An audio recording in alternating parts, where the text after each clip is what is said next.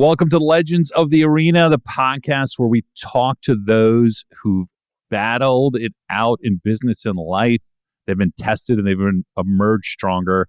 Today's guest has a super interesting background in a very unique type of pioneer, Brandon Steiner. He didn't just sell sports memorabilia, he invented the modern industry around it. From signing exclusive deals with some of the biggest names in sports to building a company that fanatics ultimately acquired, Brandon turned authenticity into an empire. He's a New York hustler at heart, a master deal maker, and a fun fact, he's credited as a kid for inventing the everything bagel.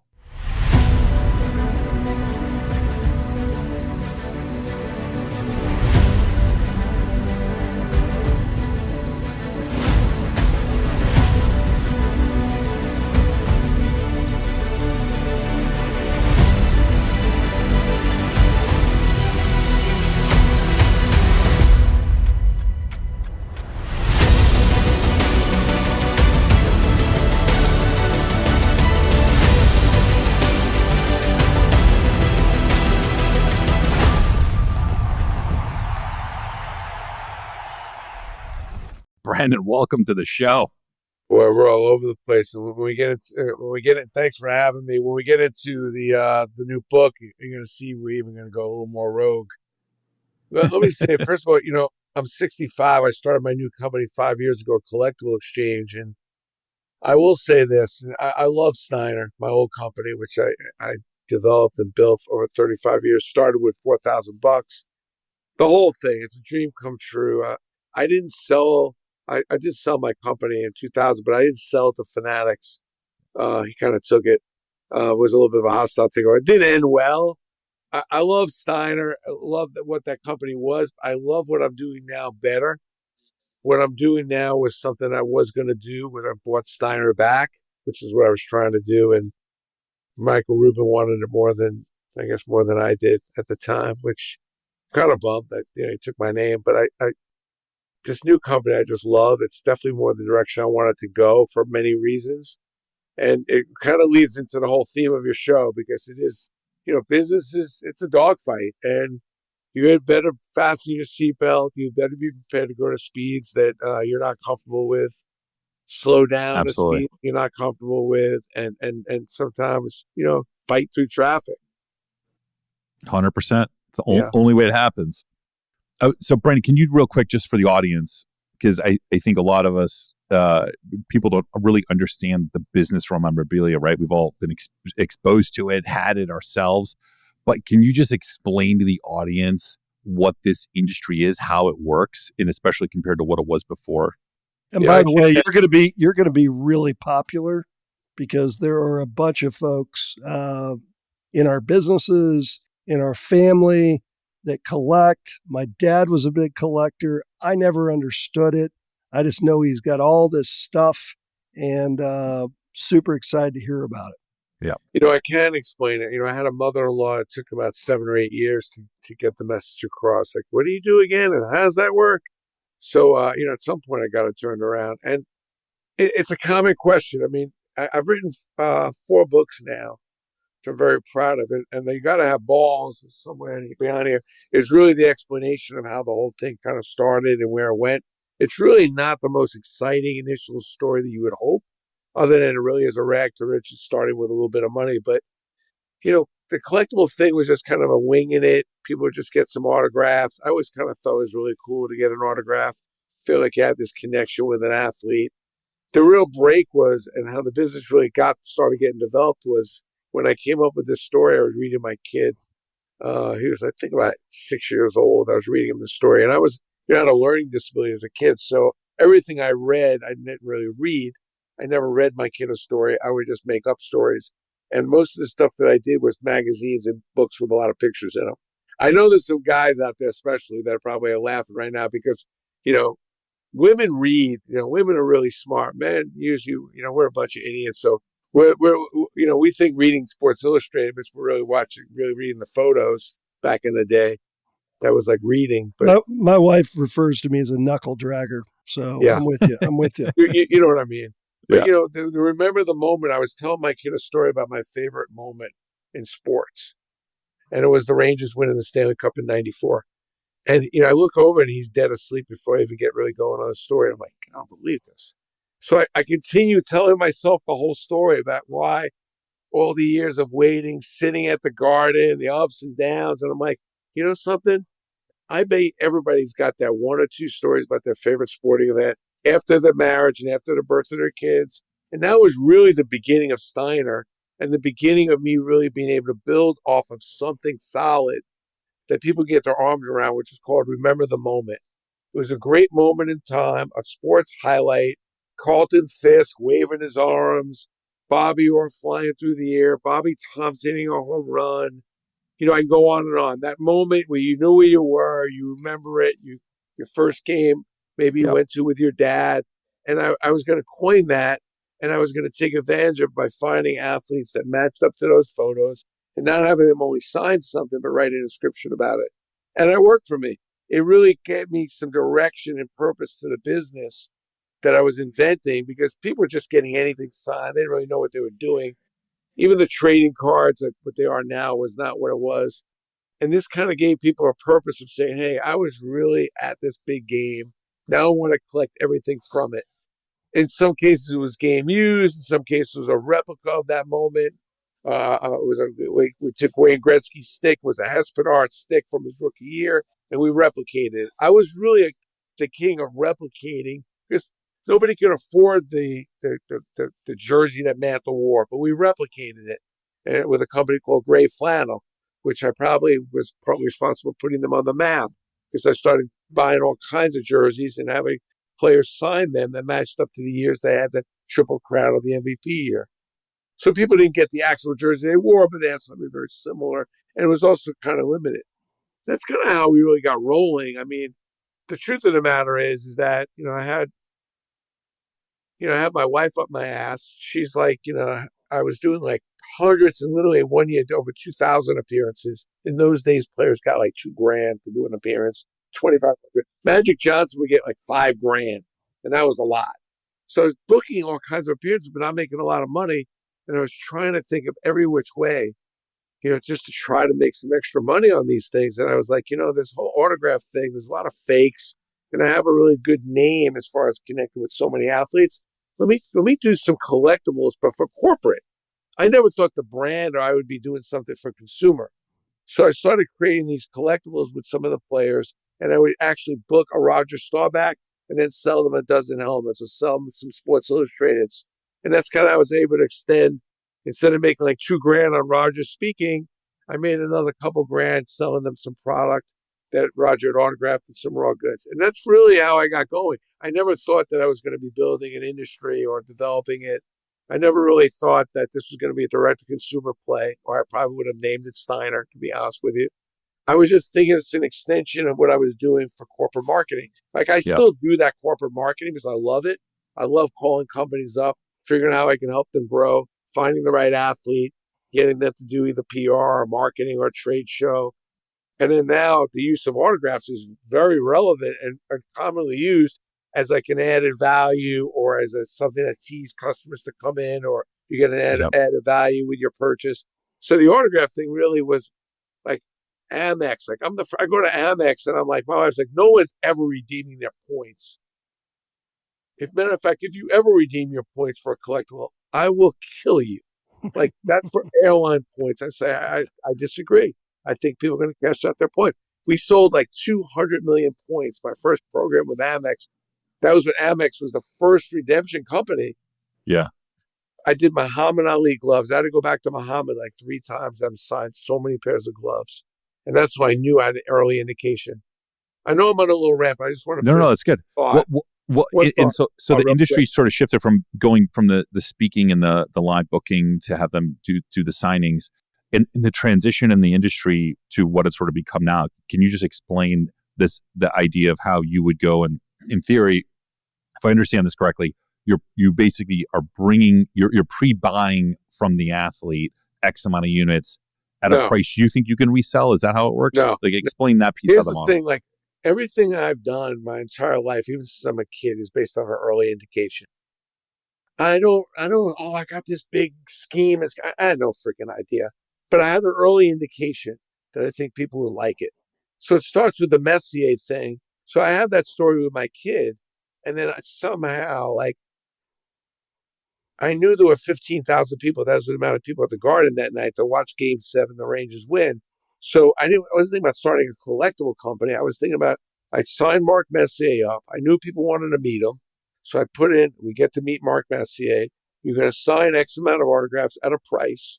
I knew that I could sell it at Y price at a margin. And I also knew that maybe I could replicate some of his products. So I'd replicate this stick that he used in Game 7. I'd replicate his jersey and some stuff like that. And that's how I got really started. So, the deals, the evolution of the deals, I wish we could walk through my office. I would show you some of the early contracts I did.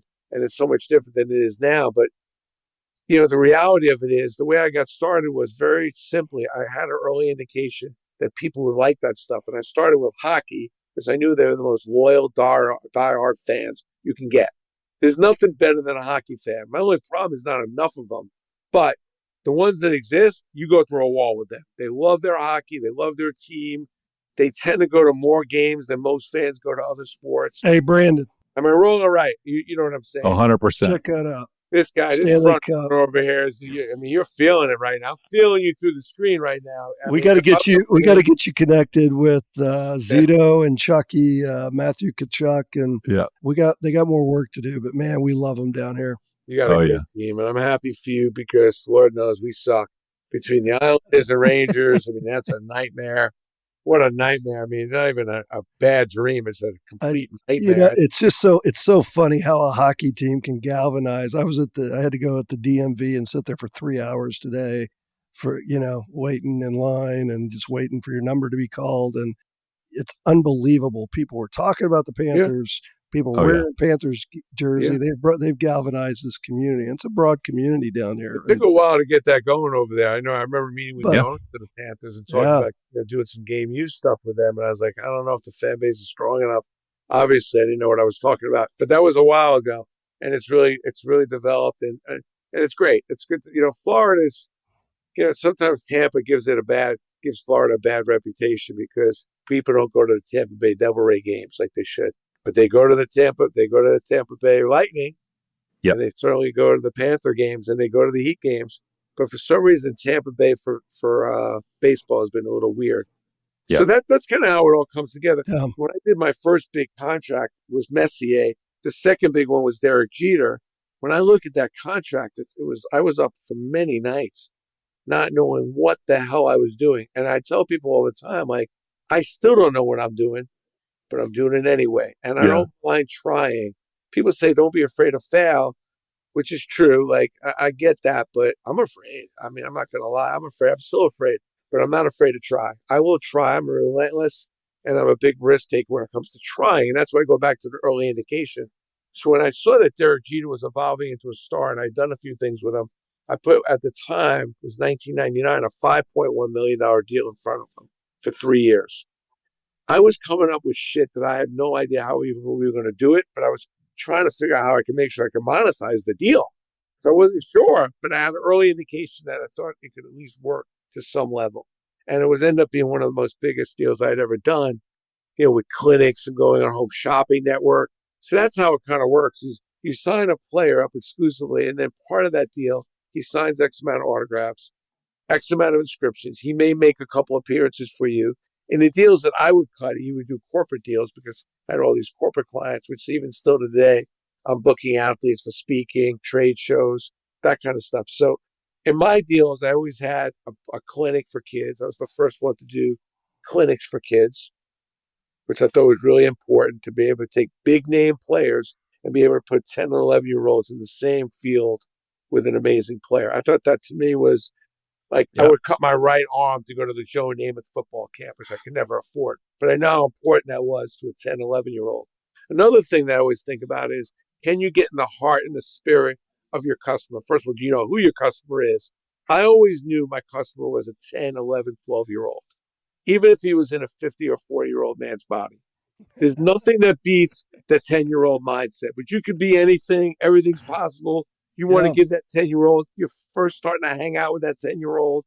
And as a guy, especially, like, You don't want to ever leave that 10-year-old behind.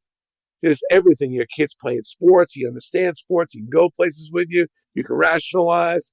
Everything is it's just an amazing time. Brandon, I've never heard anybody say that, but that is incredibly insightful. Yeah. And you know what? That's that is well said. If you That's have a kid voice of the that's customer, but the voice of the customer might have been 30 years ago, 40 years ago. Yeah. It's But okay. they still resonate and dream, how many right? guys have that 9-10-year-old mindset? Like, why? Well, we all do. you got three of them here. Exactly. So if you have a kid that's anywhere from 8, 9 to 12, and you're not paying attention and enjoying every last minute of it, it's the best parenting you're going to get. It's the best days of parenting you're going to get. There are many great moments, but not for a 3-4 year stretch like that. You're on the Little League field. You can go to any game, and your wife gives you the pass to go. Oh, going to the game. Got to take Joey to the game. Oh, okay, it's so nice. We just great. Going to the park. You can do anything. I mean, you're right. I mean, it's the best. And I think remembering those moments again, with your kids is priceless. I mean, better than a bigger house, better than the Lamborghini. Having those kind of moments and having stuff to remember them by is priceless. And that's what I based this business on. That's what I built this business on, one brick at a time. And it wasn't easy because, people are like, what the hell is that? And another really pivotal thing I did, again, another indication that I saw people buying this stuff thinking that they were going to make money on it. So people were coming and buying Steiner early and thinking, well, I'm going to buy this and make a lot of money on it. I'm like, no, do not buy my stuff thinking you're making money on it. Buy it because you love the player, you love the sport, you love the team. If you're lucky, maybe it'll go up in value, maybe it holds on to value, but don't buy it for that reason. And what I did is I shifted, and my people that worked for me at the time gave me a hard time about this, but I'm like, no, we're doing it. I shifted to a sports collectible to more of a sports gift and collectible. Like you can give a collectible as a gift. That was a very big. So I go to Neiman Marcus, right? And I go to my wife and say, I'm going to get something in the Christmas catalog. My wife said, no. They're putting real shit in that catalog. You're never getting in this catalog. This is for real gifts and real. I said, honey, I think I can get in there. I go to Dallas. I see Hoffman. His name was Hoffman, the CEO. And he's like, I'm definitely not putting your shit in the catalog. You're crazy. I'm like, I think it could really work. I'm not leaving your office. He goes, I'll give you 2 SKUs. I get the 2 SKUs. The 2 SKUs do great. I go back to his office. He goes, what now? I said, I got to have more traction than the 2 SKUs.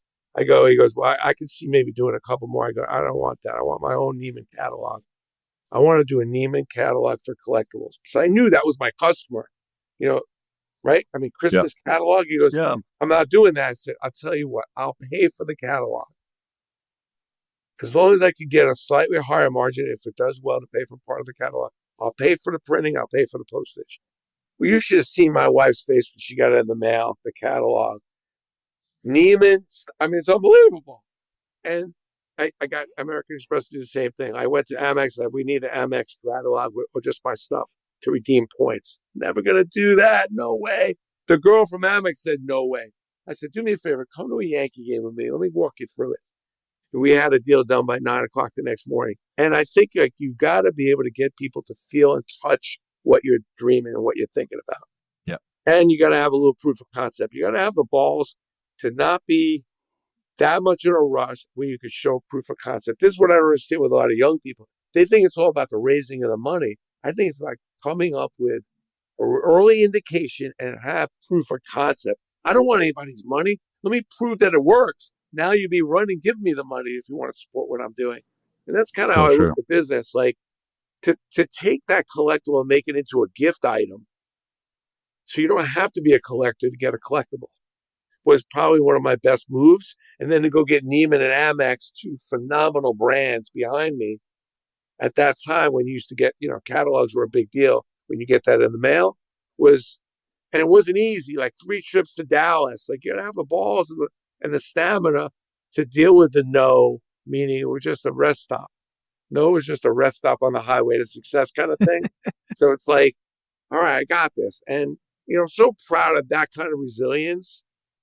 And never in my wildest imagination that I think that some of these ideas were going to materialize into what it has today. But so grateful and, just grateful. And, I love it. And I can pinch myself sometimes just because I know the joy. More important than meeting the athlete, which is great, working with a Muhammad Ali or a Jeter or a Vera or a Peyton Manning, whatever.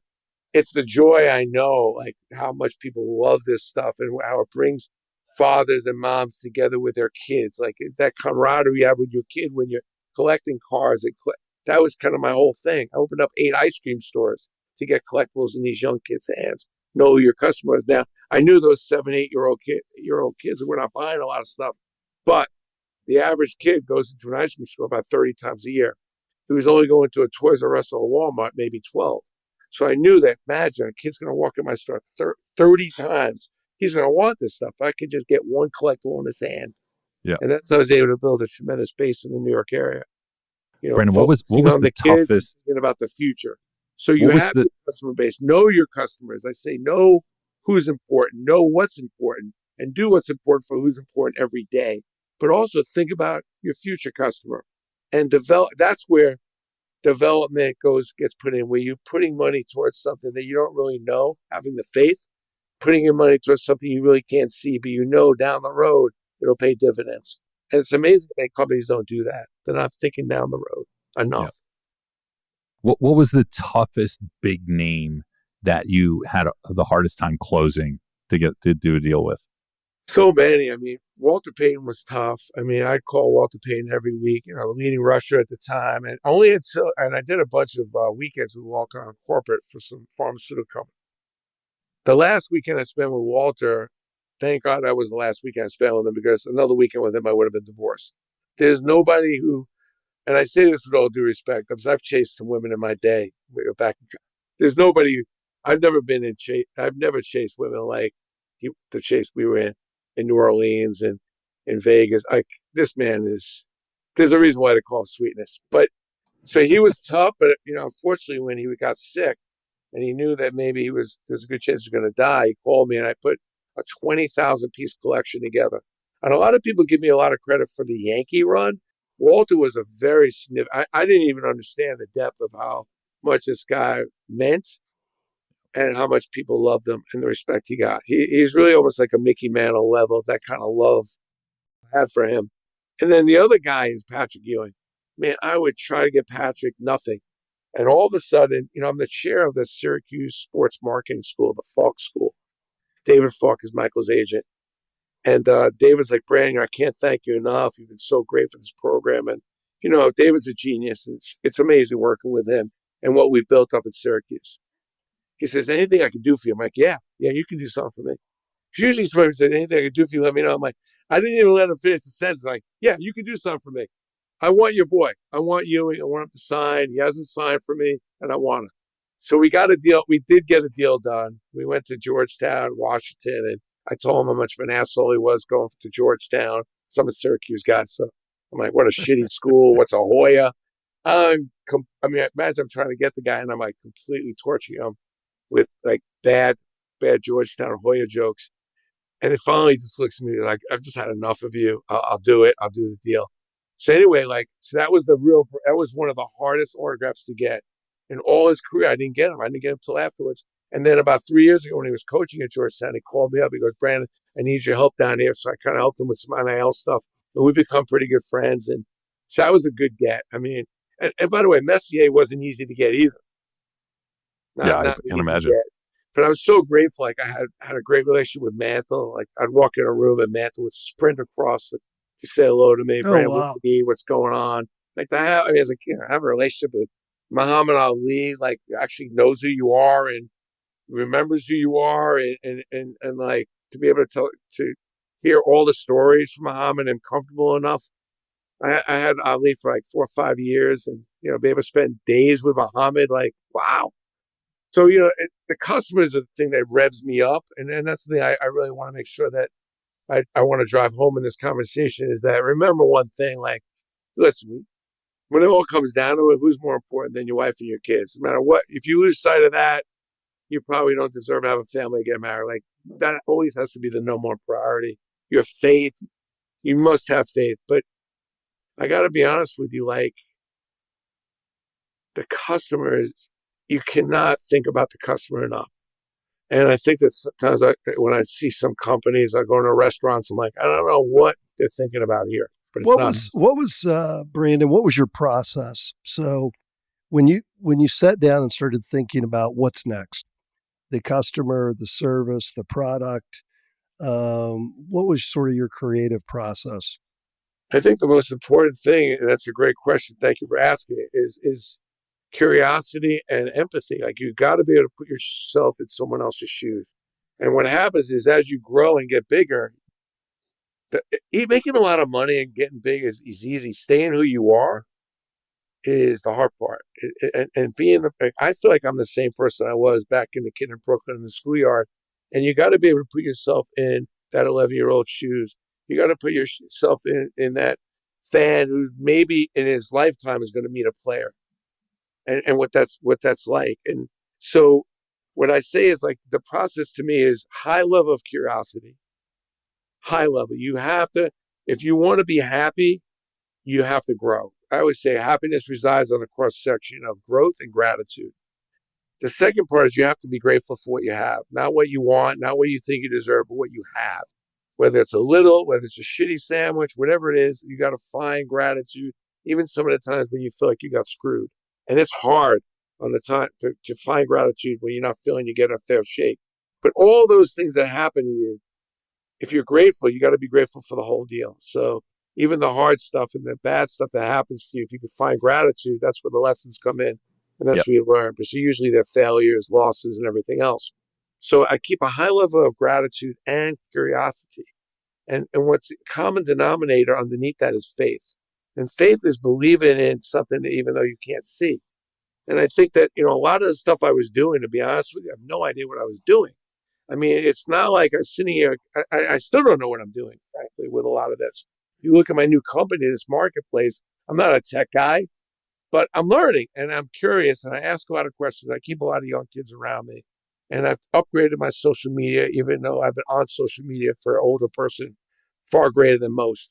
So like you got to do the things that you're uncomfortable with and not be afraid to be an idiot. So I think, my process is curiosity, no question, gratitude, both have to be at a high level.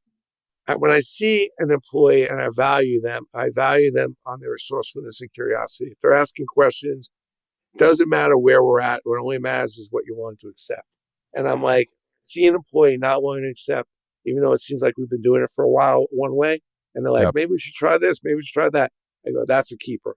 Somebody who's asking the questions, not accepting status quo. That's They're thinking. I tell people all the time, I don't follow the rules. I make the effing rules. I don't give a shit what the rules are. I make the rules. I'm looking at, if you already got rules and you're doing it, go ahead, do it. I don't want part of it. You're, you're a typical entrepreneur, renegade, designing it yourself, making up, not knowing the path. Let me ask you a couple questions. So you're a Brooklyn boy. So Gil Hodges, the Brooklyn Dodgers, was that a part of your family's, you root for it them? Wasn't. No? It wasn't. I'm a little bit after that point, although Gil Hodges Little League field, if you were talented enough, that was like the one of two baseball fields in all of Brooklyn that you got to play with, really clean field, grass, and outfield fence. And that was definitely not me. Gil is from Petersburg, Indiana, which is my hometown. Oh, wow. And he was roommates with my grandfather, Harry Gerlitz, in college. Wow. And I had a picture of Gil on my wall. I've got him That's up awesome. here. I've got his gold bust up here. You can see Gil up here when he finally got in the Hall of Fame. So, anyways, he's special. But I got to meet Roy Campanella as soon as I got in the business. Did the whole Dodger team. Roy Campanella, Duke Snyder used to be taking naps on my couch. The whole thing. Clem Labine. Johnny Padres used to call me before you go to the track. Brandon, I need 500. You got anything for me to sign? People don't realize how good Johnny Padres was. In this day and age, you'd be getting $20 million a year. I mean, Johnny Padres is an incredible pitcher. So that was amazing. I jumped on the Brooklyn Dodger thing because that was a very hot team. When I got in the business, if you were like in your 40s and 50s, that was definitely a good chance. That was your team. Right. But the Yankees were just always my team. That was immediately what I moved to. There was not a Yankee player that I haven't met and worked with I didn't get to Lou Gehrig and Babe Ruth, unfortunately, and I missed Roger Maris by this much. But everybody else, I've gotten to them and done a whole bunch with them. And if you walk into one of them, they know who I am. I develop relationships. I mean, that was one box I did not want to leave unchecked. Right. What do you make of this NIL with what's going on with NIL in college sports, the cooperatives that are forming, the general managers? We have a good friend who just became general manager at Oklahoma for the football team. They're putting GMs in place. A new commissioner just got announced last week. What do you make of that? And then how does that apply to this business going forward? Yeah. Well, let me wear two hats on this. People always say, Brandon, who's your favorite team? Whoever I'm making money on, that's my favorite team. And unfortunately, the college thing is no longer an emotional, personal, experiential thing. From where you grew up, the school you went to, it's business. It's semi-pro. So there is no more. Kids are not going to these schools to get an education. Most of them aren't staying long enough to get an education, and it's a shame because as much as I struggled in school, by the way, and I struggled, it took every bit of me to graduate from Syracuse to get an accounting degree. Every bit of me. But I know that you can be successful without going to college, but I'm a fan of college. I'm a fan of higher learning. I think that if you can afford it, which is a big if, I think it's worth it. I think college can pay a lot of dividends. And for me, I never would have accomplished what I did without going to college. I would have done well, but not as well as I did. And my mother really pushed me on the college thing, even though she at one point said, if you don't want to go to college, you don't have to. But if you want to be a CEO of a company one day, I don't know. Most of those people are lawyers or accountants, or most of them have degrees, but up to you. So, and it made sense to me. I always wanted to run a company and own a company. And I knew that I probably would need that kind of education to do it. And I'm so glad I did. Back to the college thing, for example, I just think it's a travesty. I hate it. Main reason I hate it, not because I live with a football player at school, and I hated the fact that he never got any money. So now we went all the way to the other end. But what I don't like is the small school. The Ball State, the Iona, the Fordham. There's so many schools that are not going to be able to compete. It's not happening right now, but it will. Now with this 20 million, a lot of schools are just outright not going to be able to compete with that. I mean, Ohio State spent 22 million just in their football team alone last year, and Michigan was like a thread away from that. So, at some point, you're going to have two leagues, because these middle-level schools and these lower middle-level Division I schools, there's no way they can spend this kind of money and pay these kind of players. You're not even a starter. You're getting $500,000. And I'm not saying the kids deserve it or not. I like it. It's more opportunity for me. It's more star players for me to make more money in my business. But on a personal level, I realize, it's just another sports league. It's just more professional sports. It's another reason why another night I don't have to talk to my wife because there's more sports teams going on, and I got more big games to watch. I mean, I'm actually concerned. I'm concerned about the unintended consequences. Fine, you can go to the NBA, you can go to the NFL, and that's fine. But you're only going to have a shelf life of so long, even there, and not having something you can fall back on. And so they come back, they get into coaching, they have to travel like crazy. It's a tough life. It's their only option. And then, there's kids that aren't even good enough to do that. And, they hung it all out there. They didn't get an education. And, that's concerning. So what would your advice be to parents that kids? Here's the thing I look at, and I'm old, so I could say this, and I say it with due respect, is that where people are so focused on this window of success, I'm going to make it to the big leagues, but what are you doing after that? Forgetting the downside of what you just said, which is true. Maybe you don't make it. Maybe you come up short. Now, what do you fall back on? How about if you do make it, what do you fall back on? And your lack of education to even know what to do with the money, let alone, it takes a little bit of some education and smartness to know what to do with the money after you get it. I think one of my books, the third book, Living on Purpose, I wrote about, a major part of that book is about, okay, you've been successful. You made maybe more money than you ever thought you were going to make. There's no plan for that. You've planned where to go to school. You plan to build a nice career. You planned around what you want to do with your family, but you didn't plan what to do with what you've had a lot of success. You've made a bunch of money. Now you're in your 50s and you're not dying anytime soon. You're probably going to live to your 80s. What are you doing for the next 25 years? Because you've aged out of your career. Think about these players that are aging out of their career at 35. They've got a bunch of money, but they're a bunch of idiots. They don't know what to do. And they're sitting home and they're sitting with a lot of money and they think, oh, now what are you doing? Nobody's calling you. And you see now, as I'm older now, with all these players I work with in their prime, they're now in their 50s and they are bored out of their minds, just miserable. So tell us about a time, or maybe many times, when you thought about quitting. You may have quit one day. You didn't quit the second day and just kept going. We're fascinated by the ability to pick yourself up and being down and out and saying, you know what, I'm just gonna get up and not quit. How much time do we have here?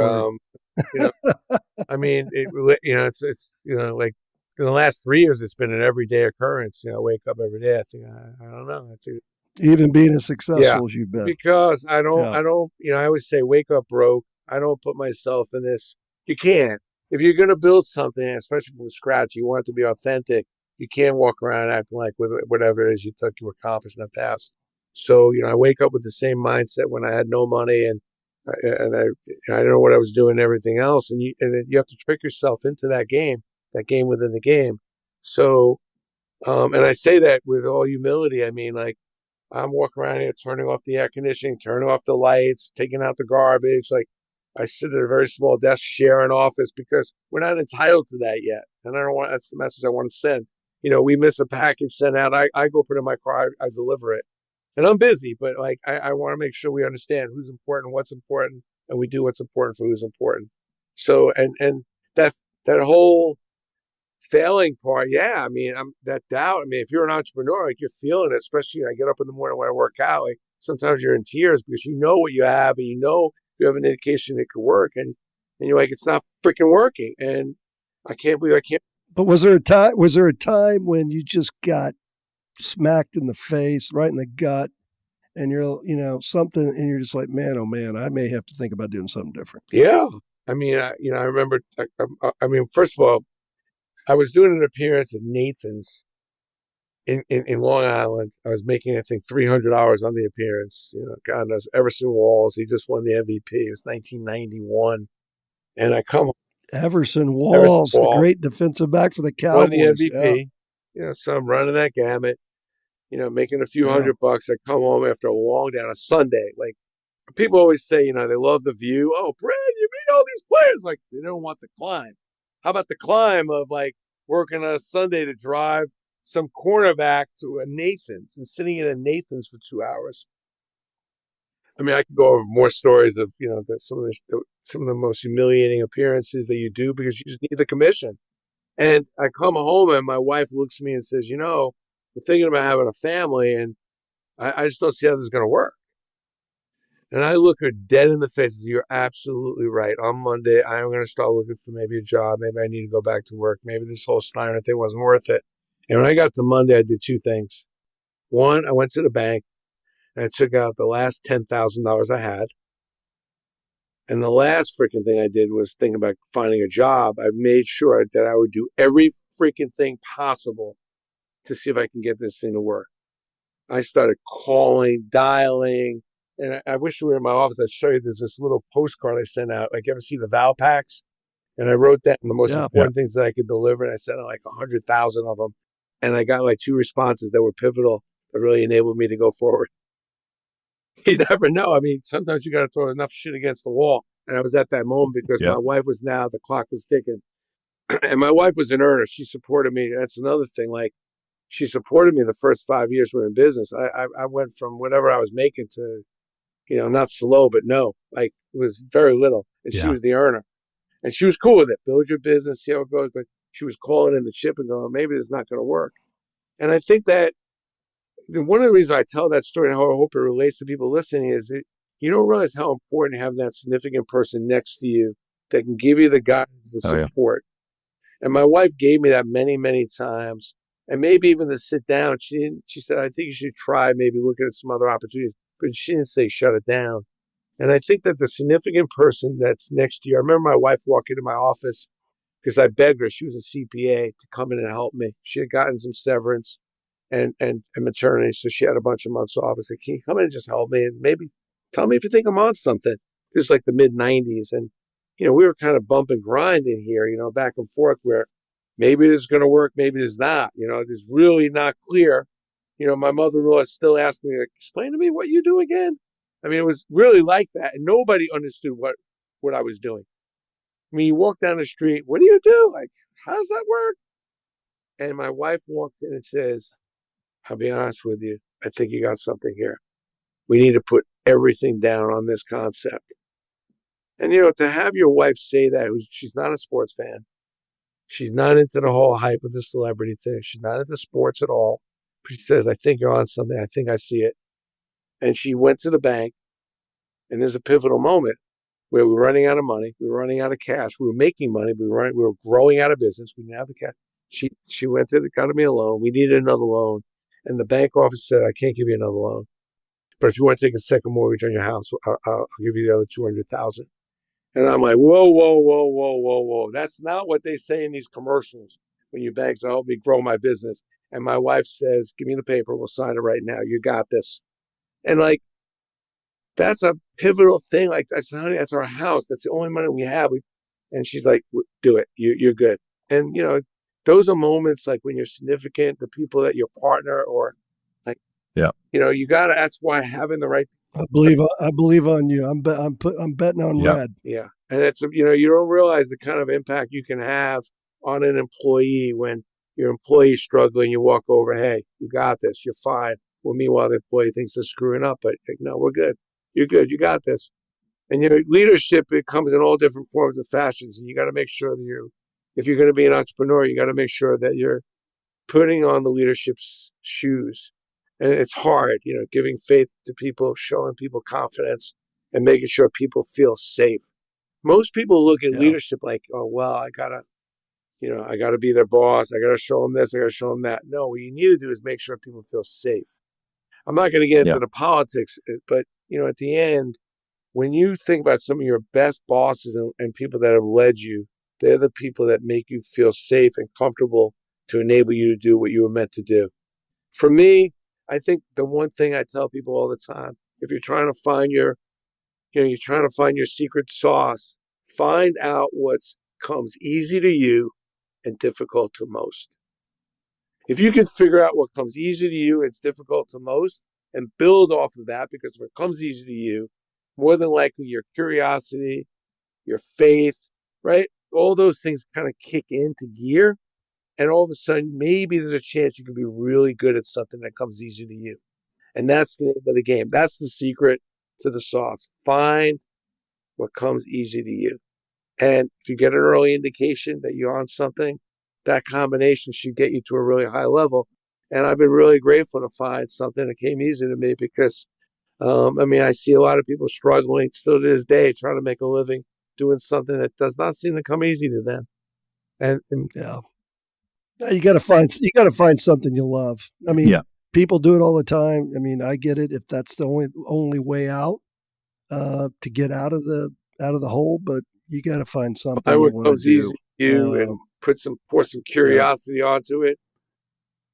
It's enthusiasm. It's like if you're curious and enthusiastic, the root word of enthusiasm is enthusios, to be with God, to have faith. You pour enthusiasm onto what comes easy to you with curiosity, and more than likely you'll be on a path to doing really well at something that you're going to really have fun. Great. Right? Yeah. Great advice. It's critical to have in those dark moments too, because that's what's the difference of people who give up in those moments that if they just push it further, right? But you have to have that belief, look, passion, and connection into what you're doing. 60 years old. Michael Rubin Finance comes in and kicked my ass out of a company I started, industry that I built. And it wasn't pleasant. It wasn't nice. It was tough. I could have just hung it up. I had enough money. What happened there, I mean, I Brandon? was If just you could trying to tell buy us. it back. And when I decided to sell the company and partner up with one of his competitors, he didn't like it. He went in there, and even though he swore he wouldn't do that, and then basically overpaid like he always does. So, and listen, it wasn't the right thing, wasn't a fair thing. He does what he does, and I don't do business that way. And he was with which company was He's he with? Fanatics. So, yeah, Okay. so, Yeah. at the end of the day, I still teamed up with a company I was going to sell my company to. Now I own the whole thing. So it ends up being, sometimes you got to blow up what you got in order to make room for the next thing. But, for me, it's Yeah. like, I mean, think about it. 60 years old, you get thrown out of your business, and I had no plan. I mean, I was about to buy I thought my boss was calling me back to say, come in tomorrow and sign the papers to buy your company back, literally. And he's calling me up and firing me and saying, you're never going back into your company again. 4 months just to go in my office to get my medicine. But at the end of the day, what a blessing. You got to fall in love with, you got to fall in love with some of the worst things that happen to you, which is not easy. And I've fallen in love with Yeah. that process. Even though it Because you don't know sucks, what's I coming hated next. losing my name. I hated getting thrown out of that company that built my whole life around. But now I've been able to build something even better and kind of got my freedom back to be an entrepreneurial again. So there's always a silver lining if you allow it, but it won't happen until you increase your gratitude and find Yeah. some kind of comfort, Yeah. even with, because if you're gratitude, you can't be grateful for just the good things that happen. I Yeah. say, but are you a grateful person? You have a lot of gratitude. Oh, I'm grateful. Oh, Peter. Oh, but you're only gratitude for the positive things that happen. You're only positive about the fun stuff that happens. But the sad things and the bad things that happen, you're not grateful for that. So you're just picking and choosing what you want to be grateful for. And that's really not how life works. Yeah. That's not true Yeah. gratitude. Well, Brandon, this has been awesome.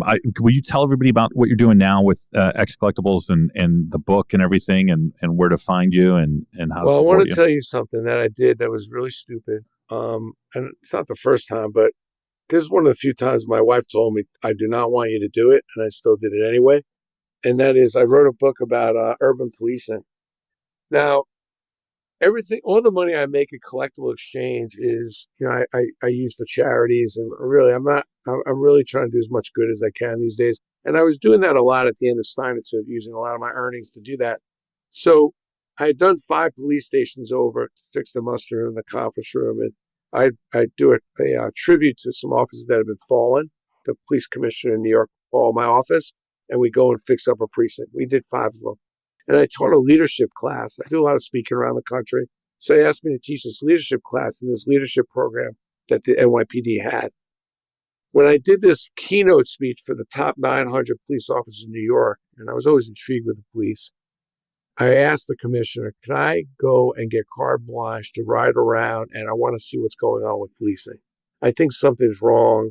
There's a disconnect between policing and our appreciation for police. I've been in a bunch of stations. It seems like the men and women are doing a lot of work. There's a lot of craziness, but maybe I'm missing something. He was a big Yankee fan. He was a big Steiner fan, and he gave me carte blanche. I spent 15 days riding in police cars for full shifts in the worst neighborhoods.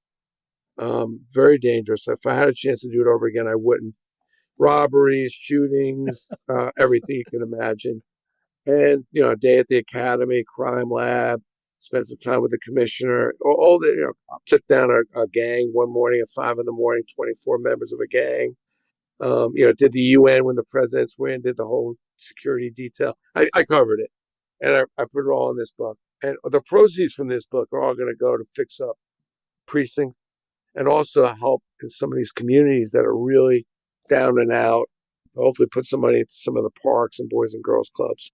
It's kind of my ultimate goal now is to go. Well, Awesome. we'd love to buy a couple copies. I've got Yeah, for a sure. good friend at the Delray police force here. He's Gary Ferrari. He's a special guy. He's been very helpful, and I'd love to perhaps even have you come speak with them. There's something wrong that people want to defund the police. But by the way, the pancake is flat, but it always still has 2 sides.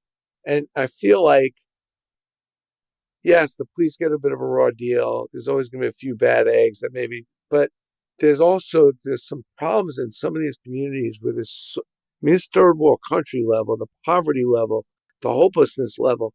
So, my message in the book is, first of all, crime is really expensive. We got to cut down on it. And it's not healthy. It's not good to have people so hopeless that they'll commit crimes because they have nowhere else to go. But also, we got to respect the people that are keeping us safe. And we got to figure out how to get the brand of policing up better. So hopefully I've accomplished it in a quick read. It's quite a journey. It was extremely dangerous. The bulletproof vest, the being in a lot of buildings and shit that I should not be doing.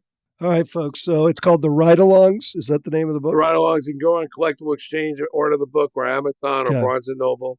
The Ride-Alongs. It's Brandon Steiner. I've written 4 books, so I'm half illiterate, as I told you. So that's another irony of the whole thing. I just love when people tell me I can't do shit. 4 books. I love it. I love this book because it has nothing to do with anything I know anything about, and I went and figured it out. And hopefully this is a message that will create a conversation around. And where do we get it on the Collectibles Exchange? You just type in the Ride-Alongs. You'll see it. I think it's on the homepage now, but if you go to Collectible Exchange, type in the Ride-Alongs, you'll see all my books there, and you can pick it up. I think you get one of my books free along with this new book as well. Awesome. Well, I'll encourage everybody to get out and I'm a big social media guy, by the way. I want to throw that out there. So, you message me. I'm a big LinkedIn, or if you like me on Facebook or Instagram, I respond to everything. I'm not a typical 65-year-old. I'm posting multiple times a day. I got a great dude. I love it. You go speak on that. Yeah, sharing, posting. I feel like there's a library here, and at some point it's going to burn down. And all right, man. Well, Brandon, this has been awesome. Fantastic story. You lived a hell of a life, man, and kudos to you. And man, there's a lot of takeaways from this. So appreciate your time. I know everybody enjoyed it.